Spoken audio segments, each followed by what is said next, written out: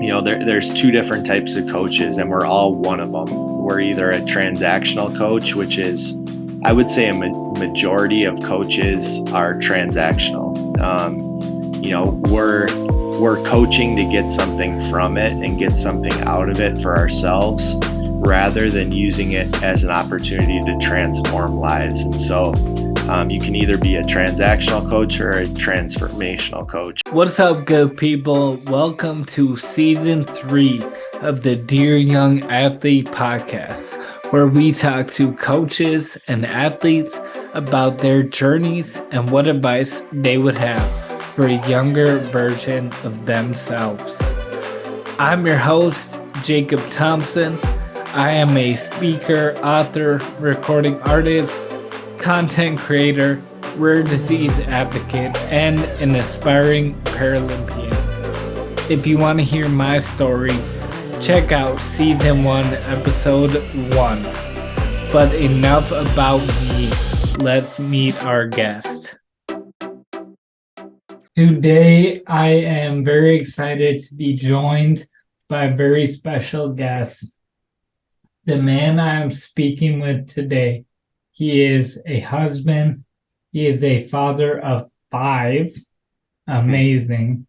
He is a head basketball coach and athletic director and the owner of the North Star Titans AAU program.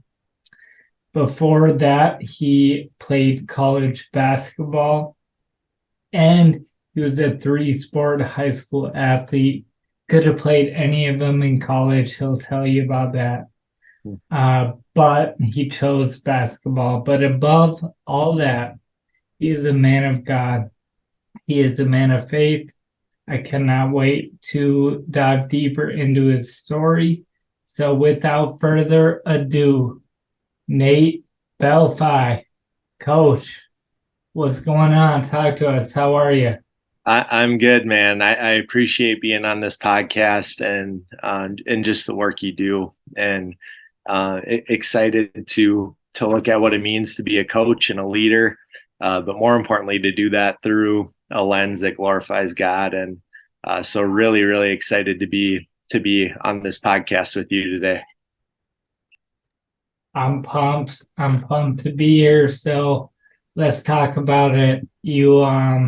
You're an AD, athletic director, you're head coach, you own and run an AAU program. But where did it all begin for Nate? How did you fall in love with playing sports? Yeah, I mean, I guess I never really thought of doing anything else. Ever since being a little kid, I'm sure I was on the Little Tykes hoop as like a 1 or 2 year old. My dad was a coach. He grew up with 5 brothers, so sports were a big part of their life. Sports. My mom played volleyball at UND in Grand Forks, and then did some JUCO stuff. So sports were just a big part of our family. Coaches everywhere, athletes everywhere, and so eventually kind of came to track and football and basketball. And basketball had always just kind of had a special place in my heart, which is weird because I grew up in Frazee, Minnesota, and a lot of people know of Frazee for our turkey farms and then our wrestling. And so being a basketball player in Frazee is a pretty uncommon thing, but just always loved the game. So I love that. As I think I told you, I have a 2 and a 3-year-old boy. So we got 2 little hoops in the basement. We got 2 more in the backyard. So they can go full court. And I love the beginning. So at what point do you kind of get more serious and really focus going into high school on these sports? Yeah. It's I'm just going to go back to what you just said, but one of my favorite parts that we left out in the introduction, I didn't leave it to you, give that information to you, but I'm also coaching my second grade daughter's basketball team this winter, and that is a riot. It's so fun to see that beginning stage of the kids and teaching them the game at that age. And coaching girls, they do exactly what you tell them to do. They soak up everything. So that's been really fun. But um, like with sports, and I kind of look at it through two different lenses. I've got my AD lens, and then I've got my basketball coach lens. And I think being a coach helps me to be a better AD as well, because I can relate to what our coaches are going through, the stresses on family, the daily impact that you're making on kids' lives, the organization, the communication, all those pieces. So um, I'm a pretty intense guy and pretty passionate guy. And I'm thankful that God's wired me that way. Do all things for the glory of God definitely resonates with me. I don't go halfway with stuff that I'm doing. I go 100%. So I'd say I'm always fired up about sports, and especially this time of year. Basketball's just got a special place in my heart, and we started our freshman tryouts on Monday, so we're rocking and rolling. I love it.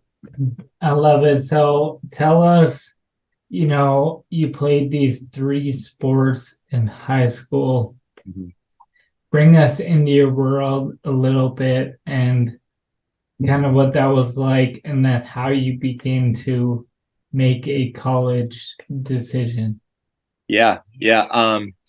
So I guess like organized basketball kind of started for me when I was a second grader. Both my grandparents were both my grandpas were coaches for multiple sports. My grandpa got inducted into our hometown's Hall of Fame a couple of years ago, and he was baseball, basketball, volleyball. He did it all. Um, and so he always wanted me to be a baseball player, and I tried that for a little bit and realized pretty quickly baseball's not as fun if you can't hit the ball. And so eventually running was always something that I was pretty good at, and so started track when I got to middle school. um, but played football, played basketball. I mean, since I was a young kid. But grew up in Frazee, and like I said, it's a wrestling powerhouse there. And so I was one of the few basketball players in our town. We were pretty bad. We didn't have a rich history of basketball for quite a while. But I just loved the game, and I love being with my buddies and playing.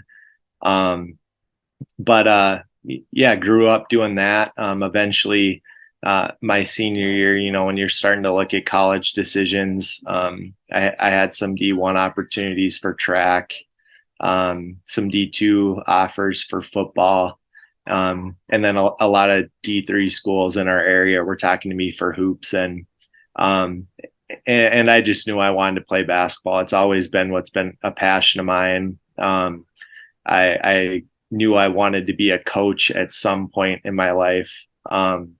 So wanted to continue with that and continue learning and growing with that.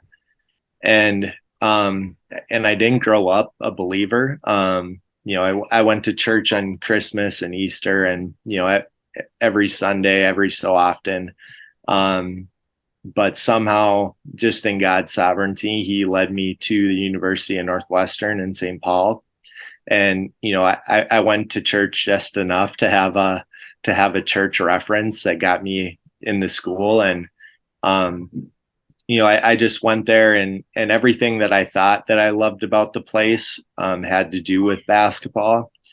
But just realizing later on and growing in my spiritual journey, seeing how God just uniquely wired things and worked things together to bring me there to find my future wife, and ultimately to come to Christ and have a personal relationship with Him. So I went to Northwestern, and I was in the military at the time. I did 6 years in the Army National Guard, and so was playing hoops at the same time I was doing my training and things like that, and played basketball for a couple of years, and then realized that my talents probably weren't good enough to play, and so then I started my coaching journey after that. Cool. Wow. A lot to unpack there. But if I'm thinking about, the high school student listening and your players, um, it seems like, especially now with social media, it's even enhanced that like every athlete's dream is to go D1, right? Everyone Mm-hmm. wants to post their picture and say, I'm committed to here or there, or do the hat thing Mm-hmm. and pick the hat. So the fact that you kind of had some D1 opportunities, but you knew in your heart that you wanted to play basketball. Um, I don't know if you want to say anything more there, because I'm thinking that takes a Mm-hmm. certain level of self-awareness and humility. And to the young people, I Mm-hmm. feel like an application is really, what do you love, not what looks great on your Instagram. Yeah, yeah, yeah. I get to work with this a lot, because we have a lot of athletes here at Legacy who, are good enough to play college sports, and are going through that process. And then obviously, owning an AAU program, most of the kids that are playing, competitive AAU want to play at the next level, and so. Um, we have really good opportunities here in Minnesota. We've got a variety of D3, D2, and now a couple D1 schools in the metro. And so I just tell our kids, like, go to an open gym or go to a game and see what it looks like. And, you're going to find out really quick that the college level, regardless of class, is a whole is a huge step up from high school. And so you can see, you know, as long as you have some sort of self-awareness, you're going to be able to see how you can fit in that program, and then just the rigor of the schedule. We take things really seriously with hoops here at Legacy, where we're doing off-season workouts. We're lifting a lot, making sure we're on top of grades and going to class and all those things, and that's just enhanced to an even more extreme level when you get to college. And so if you don't love what you're doing and you're in a 7 month, 8 month basketball season and you're not playing, you're tired, you're sore, you're hungry, you're all of those things. Like, you really have to love the game to be doing it. And so I think kids find out pretty quick when they get to college that if they don't love it, then they're just not going to put in the work that it takes to be someone that makes an impact on their team. And so you really have to be dedicated to all aspects of your health, of your game, and you have to find the right fit to really be the best that you can be at the next level. Yeah. Yeah, when you're tired and sore and you have to travel to this away game, Mm-hmm. your cool Instagram posts won't not gonna carry you through. Yeah, So yeah. I think that's a good word. Like, what do you love? Where do you actually want to be? Mm-hmm. Do you want to be a would you rather be a top eight player on a D3 team, or a red shirt and then a bench player on a D2 team? It's like, yeah, I think that is really good stuff for young guys and girls to think about as they think about, like, what do I where do I want to end up? Mm-hmm. Um, I don't know if you want to speak to this military experience and what Sure. you have to say there. And Yeah.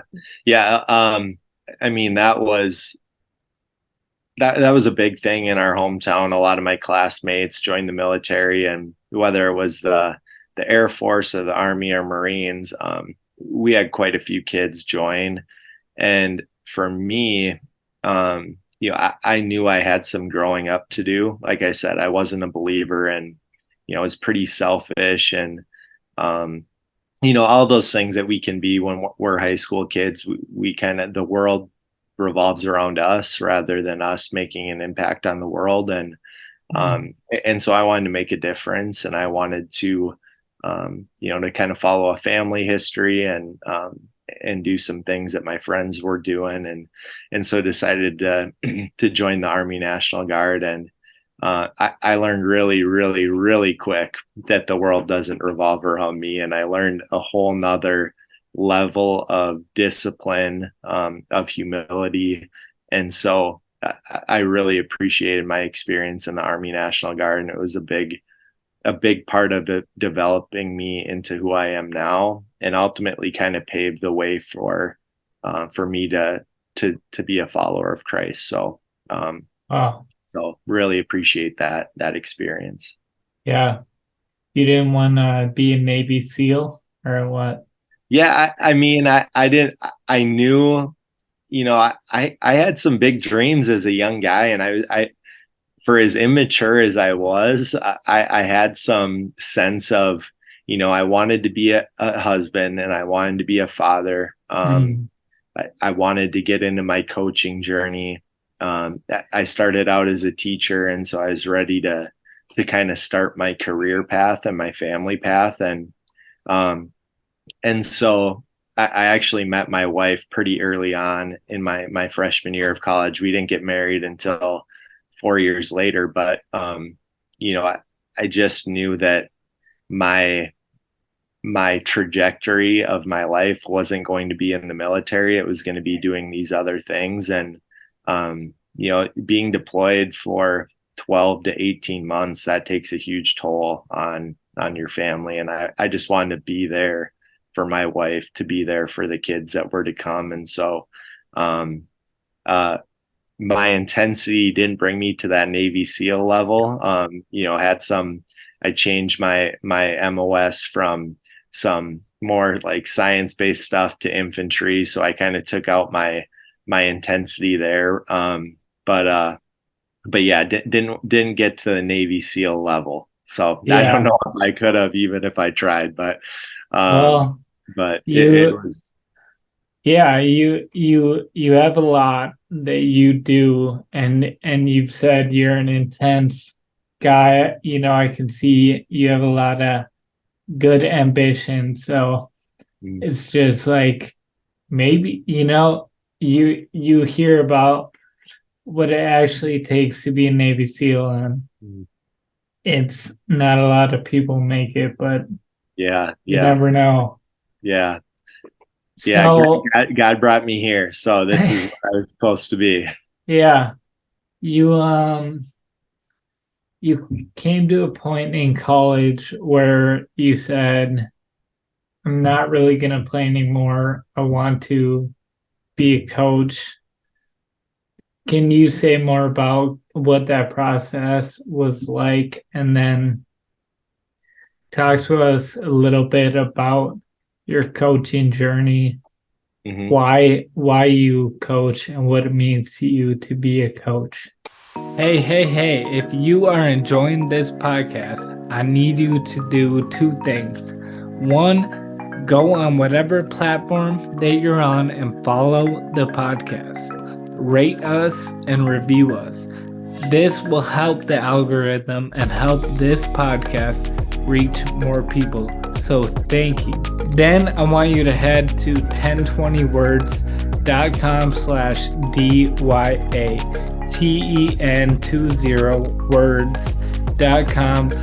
TEN20words.com/DYA.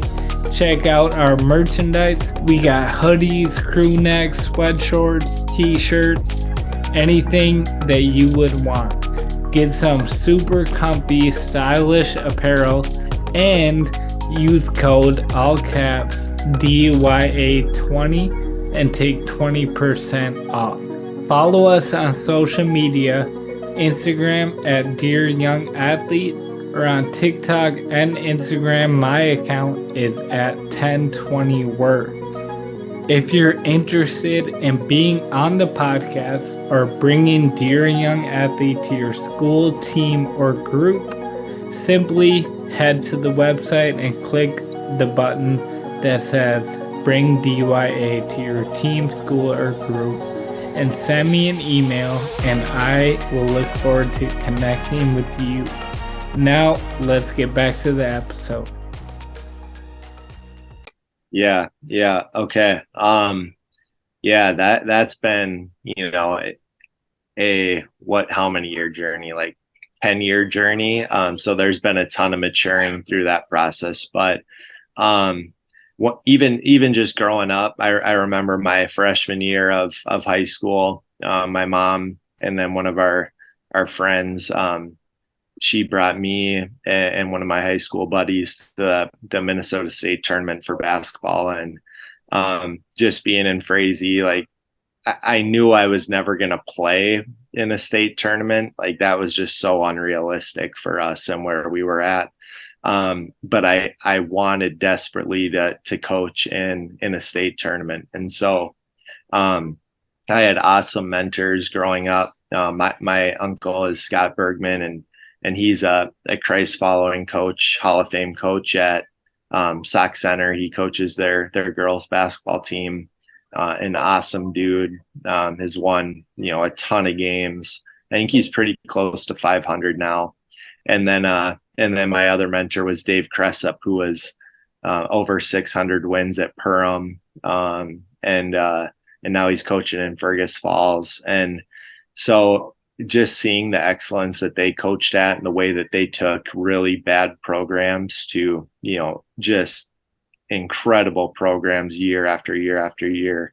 That's what I wanted to do. I wanted to find a program where I could build it and I could make it into a program that was, maybe didn't have a good history, kind of like what I grew up in, and then turn it into something special. So I remember my sophomore year, like my freshman year, I played JV for Northwestern, and my class was a really good class. We had six at the time when we were freshmen that were, either starting or in the rotation. And you just kind of see the guys that are brought in and where you're at compared to them. And, I just was not going to be good enough to play. And so I kind of thought, like, here's an opportunity for me to spend, 6 to 9 months developing myself as a coach, where I, could have spent that, trying to play and work my way into a rotation at some point. But my ultimate dream was to be a coach, and, I wasn't going to play professionally or anything. So just made the decision to stop playing and start that journey. And actually the head coach, Tim Groves at Northwestern, helped me to get my first coaching job. I coached in Mounds View for one of their travel teams, and that was an awesome experience. So from that, I started as the boys basketball director for Crossfire Youth Sports. They weren't really a boys basketball program yet. They had one team playing under their name, and so my job was to build it into a program. They've been a really good volleyball program, and girls basketball started, and they wanted to build that boys basketball. So took that, went from one team to 6, and then eventually to 11 the next year. And so just kind of built that program up, switched from coaching at Mounds View to coaching at Northwestern on the women's staff. I was an assistant there for Coach Aaron Call. Did that for 4 years, maybe 5 years. And then, all throughout that, I'm a teacher. I'm starting to have kids, and aiming for this goal of being an athletic director and then a head coach of a high school team. And so now I'm in year 6 of AD and boys basketball coach at Legacy, and and that's where everything kind of started. And so to answer your question about why do I coach and what it means to me, a really good process that I started my first year as AD is developing a purpose statement. And there's two different types of coaches, and we're all one of them. We're either a transactional coach, which is, I would say, majority of coaches are transactional. We're coaching to get something from it and get something out of it for ourselves, rather than using it as an opportunity to transform lives. And so you can either be a transactional coach or a transformational coach. And so I developed this purpose statement where I lead to help others passionately pursue their best self, commit to character, and to provide a sense of belonging in a Christ-centered environment. And I read that every day so that I know why I go to practice. I know why I go to work. It's for those three things, and to do it with a passion and intensity, kind of like what I have, where we're seeking every day, not just to do basketball or volleyball or whatever it is, but to transform lives. So that purpose statement formation was huge for just my trajectory as a coach, and being the type of coach that Christ calls us to be. Yeah. Wow. I mean, one thing that is apparent in your whole story is you have a lot going on. You're a busy man. And so it's like in high school it's 3 sports, and then it was playing, and then it was coaching and starting a program, and to be an AD and a head coach and to have 5 kids. And AAU. I think it's admirable, and I think there are 2 things that really stuck out to me as you were talking. And one, I probably say this on every episode, but it is such a theme. Your coach helped you get your first coaching job. Mm-hmm. My first coaching job was given to me by my high school football coach. And I would tell the young listener over and over and over again, who you are now is super important. How you carry yourself, even as a high schooler, a middle schooler, is going to impact what you do in the future, and what people want to vouch for you and give you opportunities. The other part is you kind of had this goal in mind, like you knew you wanted to coach, and then you thought of being an AD, being a coach, building a program, not just, oh, I want to inherit Alabama football. And like I think that speaks to like the goodness of kind of having a dream and having a vision for your life. And it's not that it's gonna go perfectly how you envision, but you can kind of stay on this path of knowing where you want to go.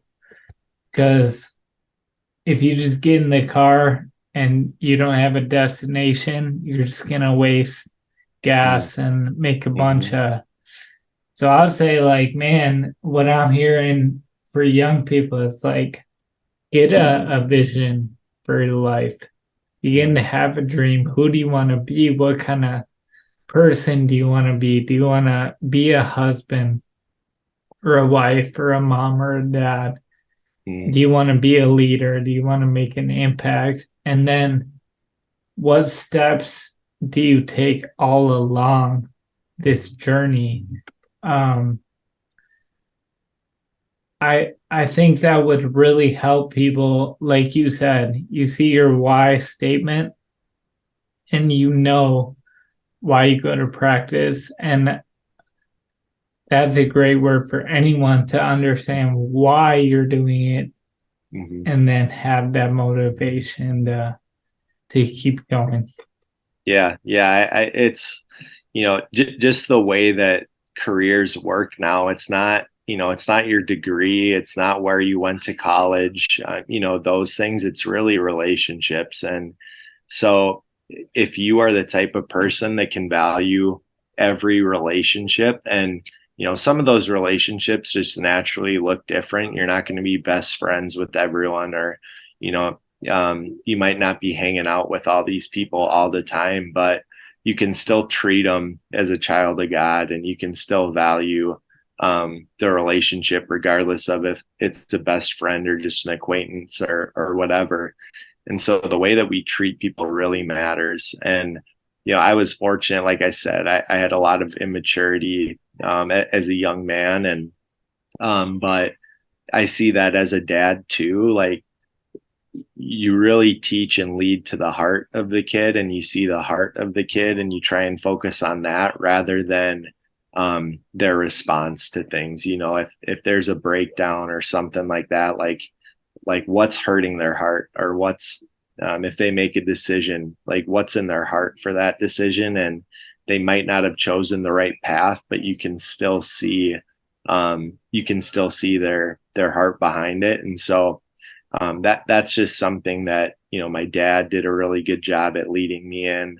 um, and then just having a direction. God doesn't scream at us all the time. Sometimes there's a scream, and you gotta listen to that, because it doesn't come often. But we have these desires in our heart that come from Him, and so you just kind of recognize that, and then just search through meditation, or I should say, like a prayerful meditation, or reading the Word, or talking to Christ following people with wisdom, and getting direction on what does that mean for me in my life and my trajectory, and just taking advantage of those opportunities when they come. Hmm. That's a good word, and I think a good transition for you to unpack a little more about your spiritual journey, kind of how you what took you from being this kid who was a Christmas, Easter churchgoer to wanting to be a man of God and a Christ-like coach, husband, father, leader. What happened? Yeah, yeah. Oh man, yeah. I mean, growing up, like I you know, the things that were important to me were things that are pretty typical of high school kids: popularity, friends, girls, athletics, all that stuff.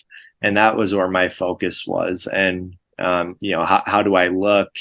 Who are my buddies? What's my stat line? What are my offers coming from? Um, and, just got to this point where I'm doing this college decision, and I had a pretty um, I don't know necessarily like if it was God speaking to me, because I wasn't a follower of Him at that time, but maybe it was God, just using His sovereignty to get me to where I was supposed to be. But I was visiting this school in Tennessee.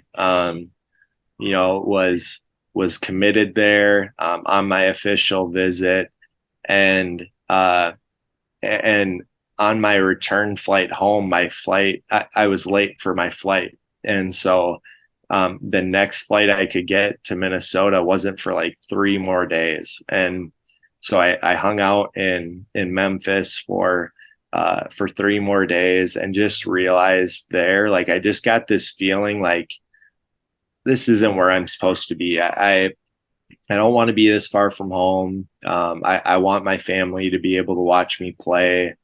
Um, just it just isn't the right fit. And so I was in the car at the time, and Northwestern had always been a school I was talking to. I was still talking to schools for football, still talking to schools for track.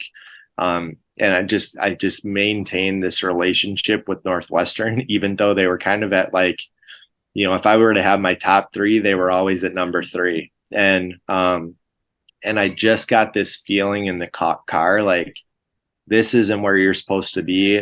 You're going to call Northwestern today and then commit to there today. And that's where you're going to go to school. And so that's what I did. And that was all focused on basketball.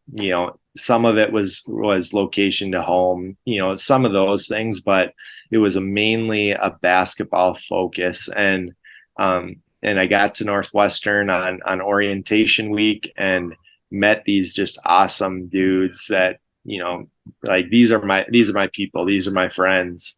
They brought me to Vespers at Bethel, which is like a time of worship.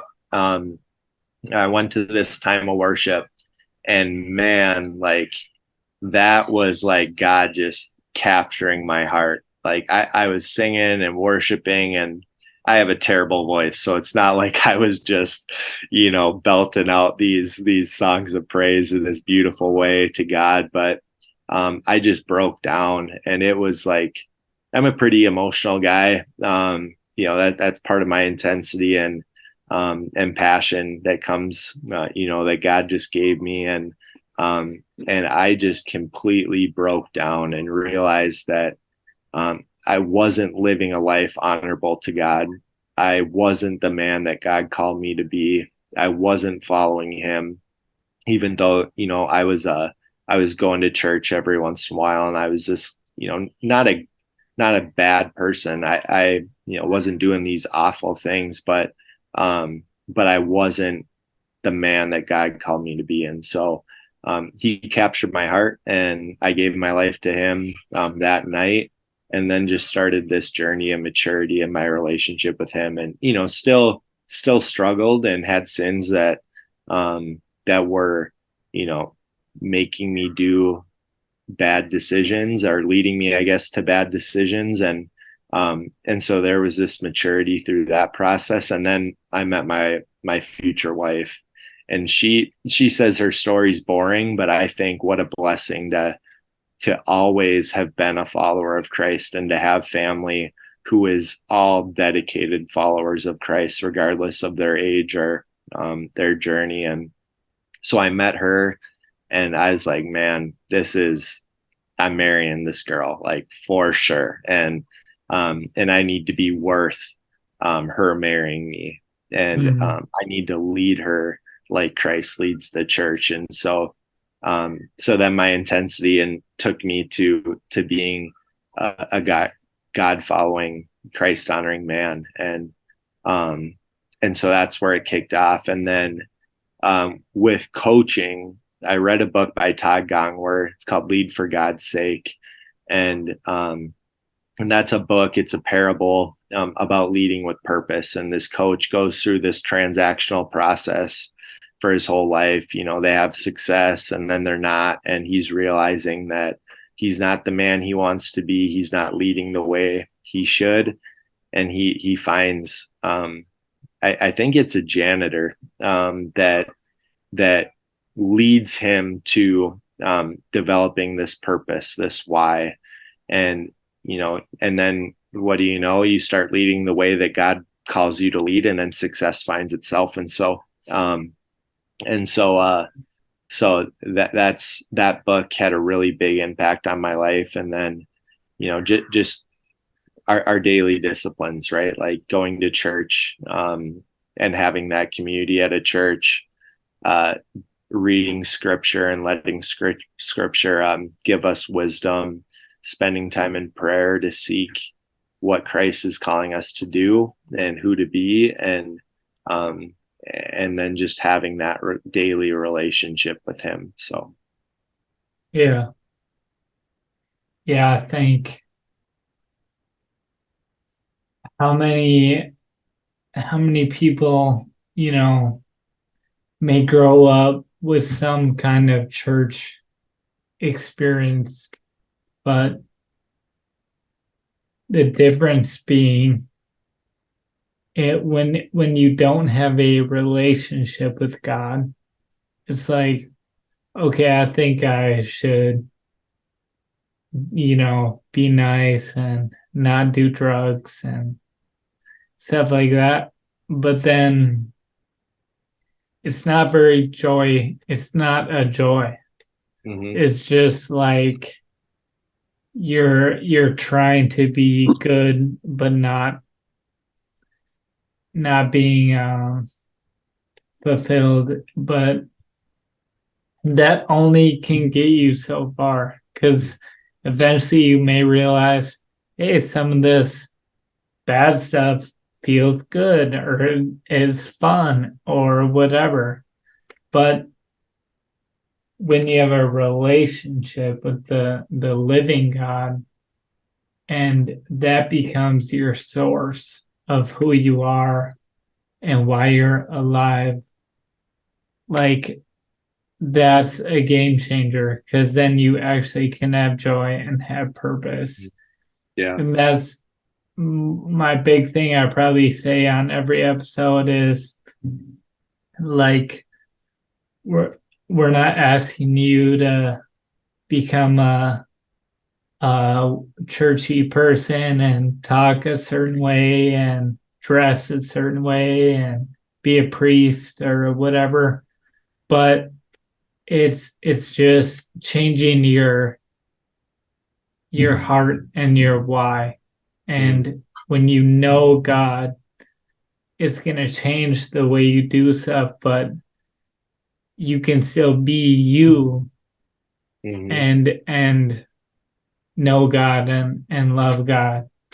Yeah. I think you said some of this sin feels good in the moment, and there's a reason that Scripture says what it says, and because God knows what fulfills us, and He knows what causes harm in our lives, and something that might feel good for 5 minutes, you realize later the damage that has on who you are as a person or your relationships with your wife or your kids. um, that pain comes out later, and I can speak from a ton of experience that none of those short term um, you know things that feel good are worth the joy that comes from being who God calls us to be in His Word, and the things that we've made it to a state tournament at Legacy. We've won 20 games the last 5 years. We've made it to the section finals the last 5 years, and this moment of making it to the state tournament didn't feel the way that I thought it would feel, but leading kids to Christ felt better than anything I could have ever imagined. And so, God knows that. And that's why He says it in His Word, is because um, He knows that ultimately what's going to fulfill us is our relationship with Him and leading others to have a relationship with Him. Mm. And God's got good things for you. Mm, Like God created fun and God created pleasure and God created um good food and mm-hmm, friendships, and God's got great enjoyable things for you when you do it His way. mm-hmm, When you do it His way, you'll get more joy and less pain, regret. Um, mm-hmm. yeah, I think like you said, it's not worth it to have a temporary good feeling at the expense of Mm-hmm. what comes Yeah. along with it. Yeah. Amen to that. And so, do you want to speak at all more to kind of how your faith is impacting you now and the way you live life? Hey, are you a high school or college athlete looking to use social media to share your faith in Christ? If so, I would love to personally connect with you and tell you about our brand ambassador program, where we can get you hooked up with some of our merchandise to rep on your social media platforms, and we can get you hooked up with a coupon code for your audience where you earn commission on any sales that come from your platform. Head to our website and click the button that says Become a Brand Ambassador. I look forward to connecting with you, and let's spread the good news together and do it in style.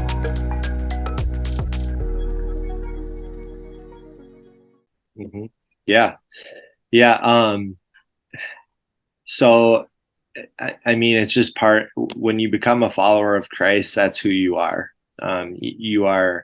You are a Christ follower, and I do that as an athletic director and as a dad and as a husband. Um, but that Christ comes first, and you can be a husband or a dad or a coach or an AD, but not be a Christ follower. Like there's millions of those, billions of those around the world, um, and you're just ultimately not going to be the best that you can be if you're not doing that as a Christ following person. And um, so I just look through everything I do with that lens, and like I talked about, the feelings of fulfillment, like a state tournament fulfillment compared to a leading someone to Christ fulfillment. Something that I'll never forget. But my interview process for my role at Legacy was a pretty intense and extensive process, which I appreciated. And in the interview, one of the questions our head of school asked me is, if a player, if a young man was asking you what it looked like to follow Christ and to become a follower of Christ, what would you do? And, I said the things like I'd talk to them about what Christ did for us. And you know, I'd talk to them about these things that they need to do to become a follower of Christ. And I just left it at that. And, I even said, I think I'd tell them to go home to their parents and, to have this conversation with them. But I left out like actually bringing them to Christ, to praying the prayer of God being the leader of their life. And that that's something that God just put on my heart, and he didn't let me forget my response to that. And then 2 years later, we have this player who transferred from a public school in the area to Legacy, and because he wanted the same thing. Like he knew that his life was about something more, and he wanted to not just be a basketball player, but to play for a bigger purpose. But he wasn't a believer at the moment. And after a game, I get this text from him, and he says, "Hey, can we talk?" And I'm just like, as a coach after a game, you're like, oh man, did I not play him enough? Did I say something to him that rubbed him the wrong way?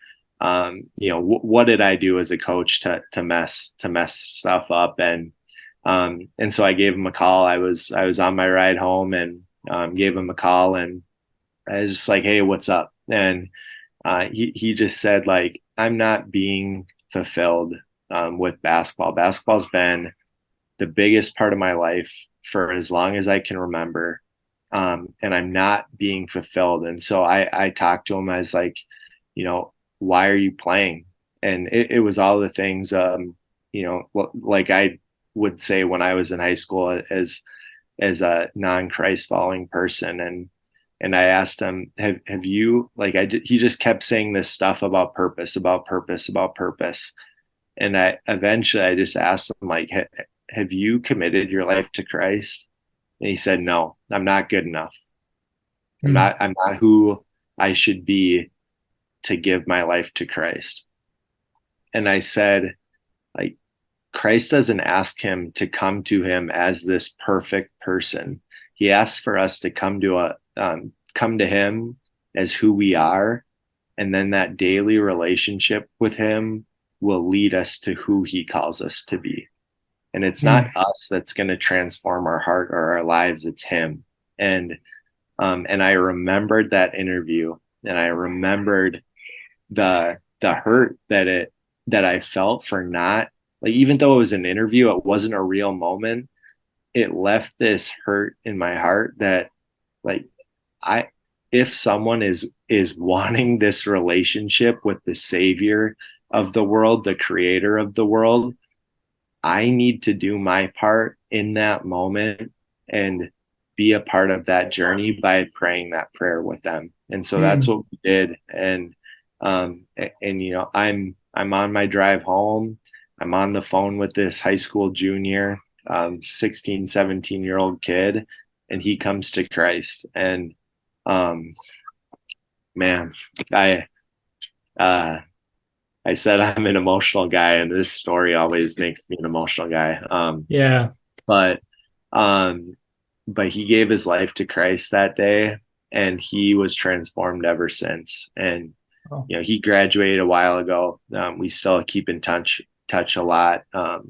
You know, and he's following Christ. And so, um coaches, we have this power, and not power, sorry, we have this opportunity to lead kids to Christ, and yeah. don't miss it, because it is the most fulfilling thing that we can do, is to fulfill the Great Commission. And so, so take this role and responsibility seriously, and lead these kids to know and love Jesus. So, Yeah.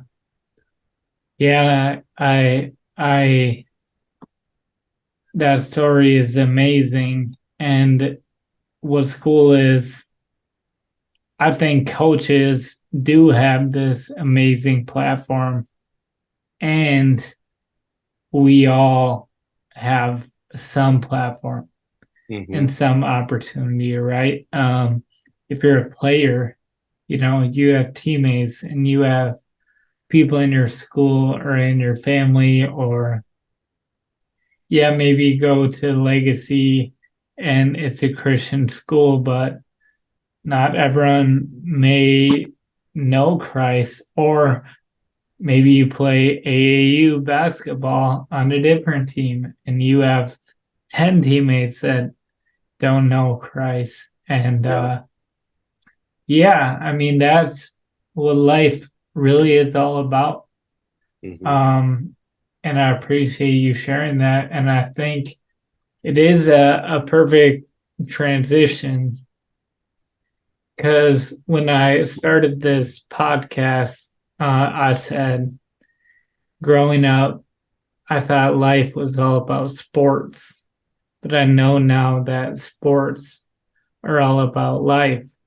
And in sports, we have so many lessons that we learn, but the whole point of them is to break in and impact our actual lives outside of sports. And so there are many, of course, but if you could pick like your top kind of lesson that you've seen flow from sports into your life, what would that be? yeah. I'm super blessed to be at a school like Legacy, where we lead Christ-centered athletics. And so I just know, as a teacher and a coach, like, there's two different kind of perspectives. Like, there's schools like ours where you can openly discuss your faith, and then if you're in a public school or a charter school, you have to do that in a different way.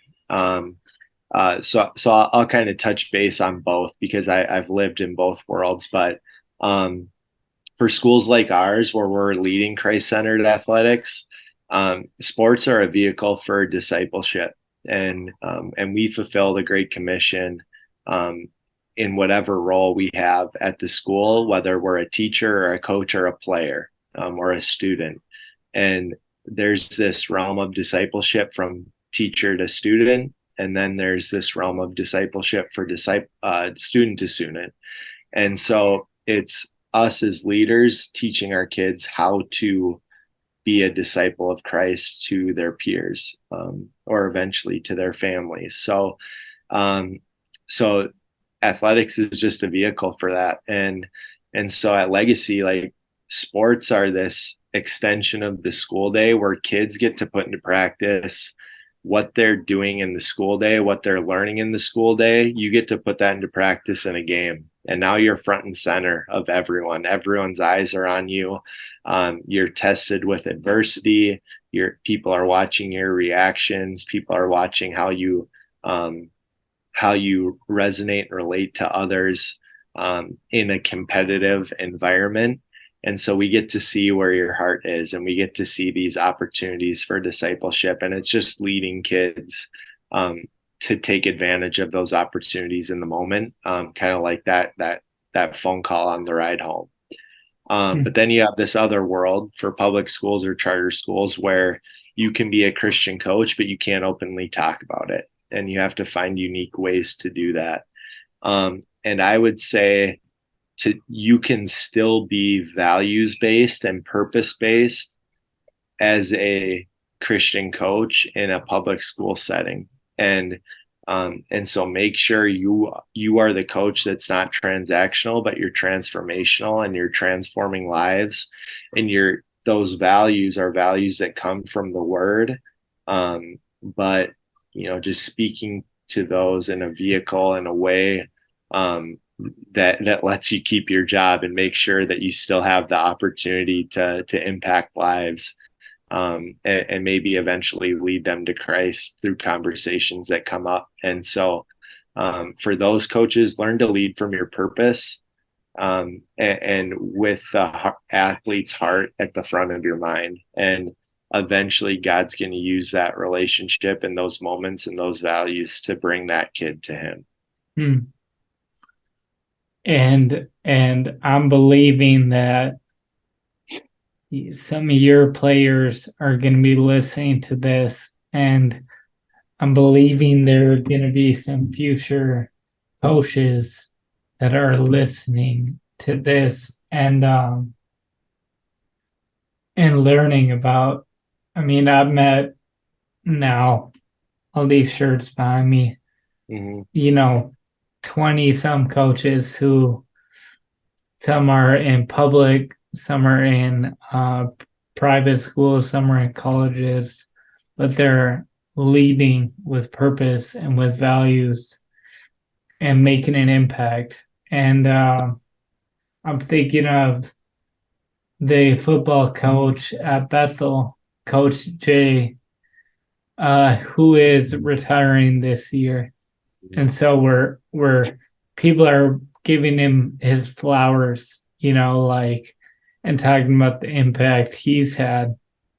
But I've had maybe 5 coaches on this podcast who played for Coach Jay and now are leading programs and leading purpose-driven programs because of their faith and impacting hundreds of young people. And I'm believing this conversation is going to be impactful. And some of you listeners, you are the next generation of coaches and leaders who are going to have purpose and have value and lead people to Christ.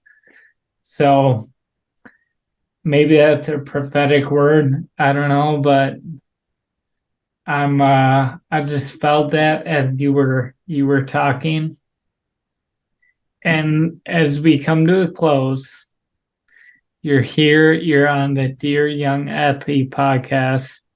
So, as with every episode, we need you to complete the statement. Dear young athlete, what do you want to say to your players and to a younger Nate? Yeah, I would say, dear young athlete, you are a valued child of God.